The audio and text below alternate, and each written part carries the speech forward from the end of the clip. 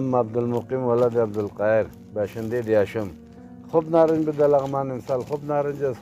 یگانه که در قندوز و مزار بند بود یک ذره نرخش قیمت بالا نرفت.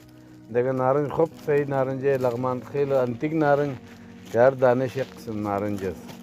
قیمت بالا سر دی خالی چی گپ شد که راه سر بند شد دیگه قیمت خدا عزیز دیگه لغمان دیگه د ولسوالی لنگار ولسوالی علیشنگ ولسوالی قرغی کل نارنجا را ما خریده بودیم و روان کردیم به کابل شدیم. ولایت مزار میره ولایت قندوز میره و دیگه چند ولایت ها میره طرف سمت شمال دیگه. هزار سال نه بهتر نارنج بود امسال. خوب اودار نارنج بود و خوب نارنجش کلان کلان خوردم نیست. یگانه مو گفتم گلتش نی بود کرایه بند بود مشکلات زیاد بود قیمتش بالا نرفت. دیگه نارنج انشالله خوب نارنج خوب بسوی افغانستان میگی بسوی جهان میگی خوب نارنج